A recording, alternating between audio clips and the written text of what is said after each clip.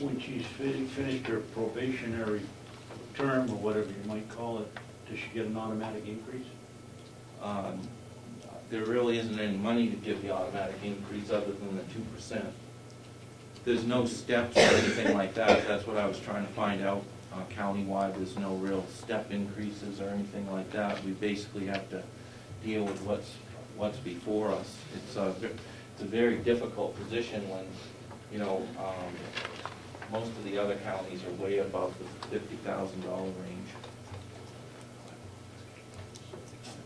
Okay, we do have a motion on the floor to retain the salary for the assistant attorney at $160,472. And it's been seconded by Representative Elwood. If this motion doesn't pass, I will make a motion that we increase the lowest person at the end of the probationary period to $45,000. It's ridiculous to train these people and have them go somewhere else. And I've listened to this for 12 years now. Yes. I understand that at this particular point in time, there are lots of people graduating from law school that have no job and no prospect of a job. And not that I don't think that we ought to pay our newest employee additional money, but I also recognize that there are lots of people out there, lawyers, and I will tell you that I was particularly distressed when the police department in Conway decided to hire a prosecutor, which really tightened my jaws. Okay, and because, never mind why, but anyhow, and especially since they decided to pay more than the county attorney for a person that doesn't need to be there full time. We don't have that much crime in Conway, and if we do, I move it. Representative Miller. You hire somebody new with $22,000. This is out of college.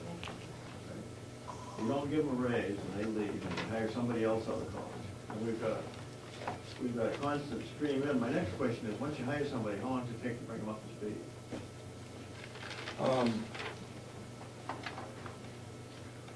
The person that we hired, she has done very well. She's picked up a caseload. She's working on a bunch of cases. She's working with the other assistants and myself. And you know, I think they need 3 to 6 months to get themselves up to speed. That isn't going to be that, you know, they're ready to try complex jury trials and things like that, but it's you know, for what they have to process and work on, and a lot of the administrative issues, it is very, very low at that rate. Follow up on it. Yes. So I think what I'm hearing, that if you hire somebody, now you've hired her, she leaves because of a little higher salary. And every time you keep hiring people out of college, you lose them 6 months. Okay? Well, I think what we prefer to do is hire at a No, I understand that. A higher That's what salary. I was just trying to understand what was happening here. That's the way I interpret it. Correct? Yeah.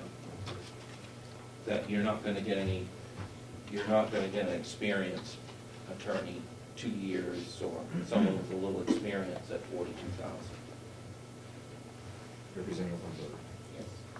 I think that people were reading my statement incorrectly, okay, about the number of lawyers that are graduating that don't have jobs.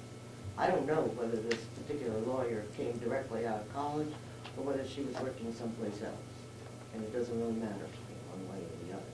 I'm just saying that there are a lot of lawyers that are out there looking for jobs, whether they are brand new lawyers out of college or they are lawyers that have been laid off from other places that are maybe looking for jobs. And I have no idea how much experience this particular person has.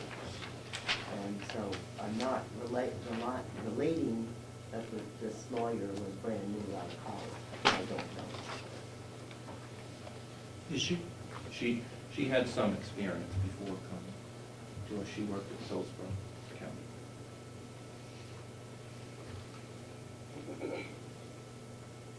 But she recently just passed the bar. Representative Babson. Thank you. Did she get a raise when she came here from Hillsborough? Oh, I don't think so. She was working as an intern. Yeah, she was an intern. Just a clarification again, though. Everybody on the current slate would receive the 2% increase.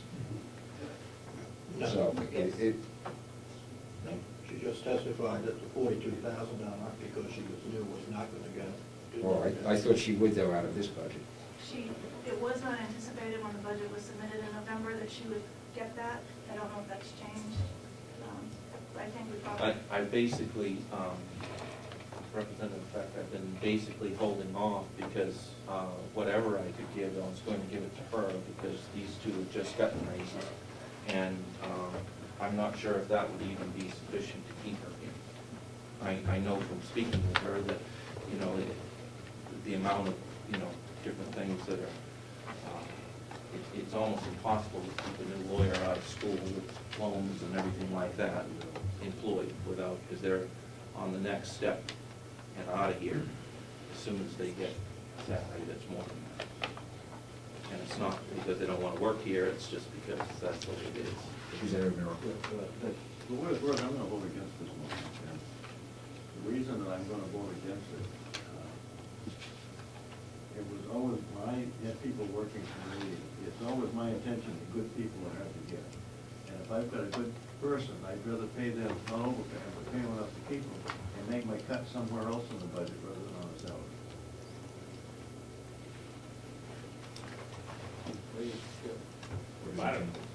Are we discussing the motion Yeah, now? yes, we have a motion, so we're open to Well, I discussion. something will support it. I mean, I don't know, where are we gonna stop this thing? I mean, we sit here and we wonder, and there's people out here in this county that are having trouble paying their taxes, working and everything else, and yet we haven't even begun anything, and we're already adding to the budget. I mean, I would, hopefully we'd be heading the other direction before we get through, but, I mean, I think anyone that's gonna propose an increase should be prepared to at least propose a decrease to match that somewhere else, that's all I'm saying. Any other discussion?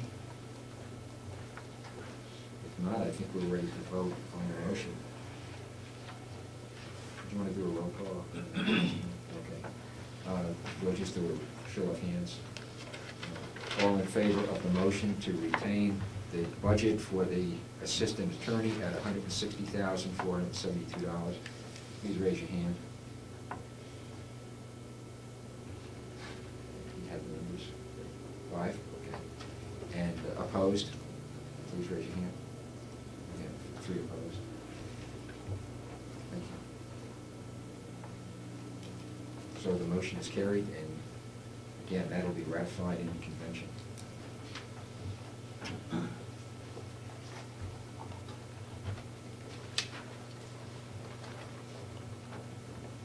Mr. Chairman, could we get the correct figures on what are changes that were made last week? And there may have been some new changes come up since then.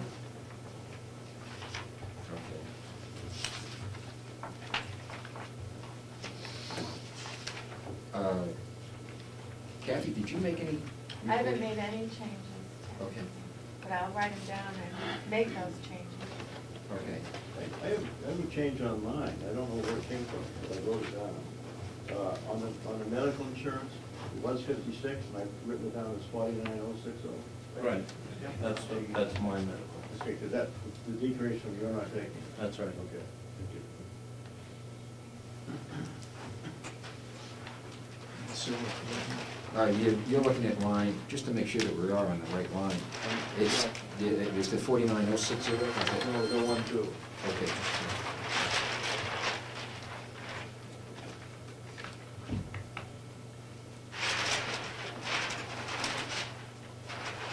Oh, I'm sorry, I was reading the figure. What was the figure that you had? I have 49,060. That's right, that is correct. That was the corrected change, right. Those were the changes. 49060. And then we had another change on the dental insurance, bringing that to 864. And then on civil commitment, we changed that from $1 to 25,000. And I think those were all the changes on that. The bottom line then was changed to 459,777. Say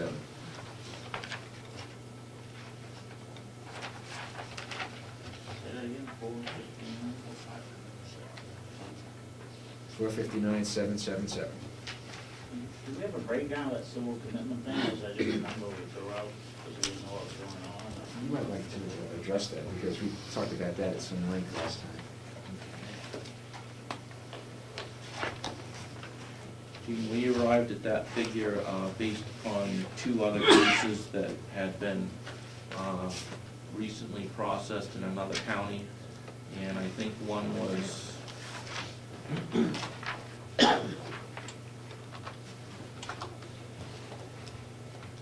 the high end was 29,172.59, and the other one was at 21,462.16. So we opted for 25 and tried to be on the low side. We haven't had one of these yet, right? That's right. So we're gonna budget for 2 things of which we've never had one yet. Well, it's 2 things. Well, you said that's 2. Well, no, these were other ones that are similar in nature and had experts that had to be hired and travel, and those were the extra expenses are coming. All the man hours and things are coming right out of the salary, and most of it is out of that lowest salary there. Taking a tremendous amount of time to work on that case. So in terms of cases, you're looking at 1, really, is that? One right now. I mean, we're hoping we don't get another one.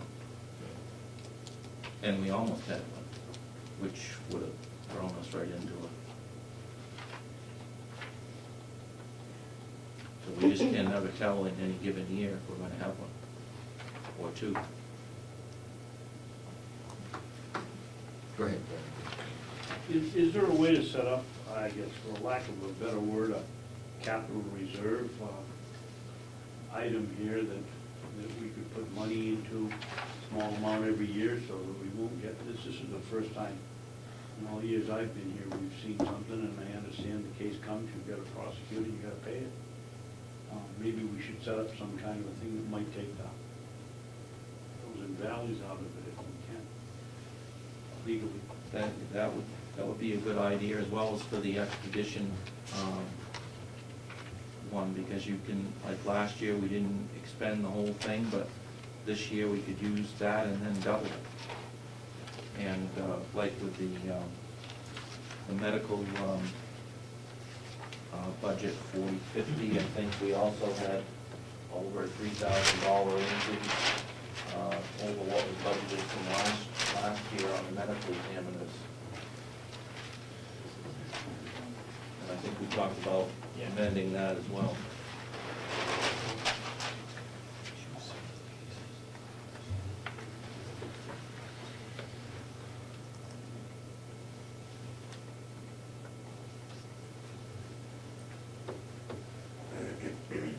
And we only have 2. Just a quick question. Can you explain to us again the reason that this is basically a mandate, correct? This has to be done? Once we proceed, it has to be done. And it's to keep these individuals off the street. There's a whole process that goes on under RSA 135E, and a multidisciplinary team has to evaluate this individual, and they have found him to be worthy of moving forward. Thank you.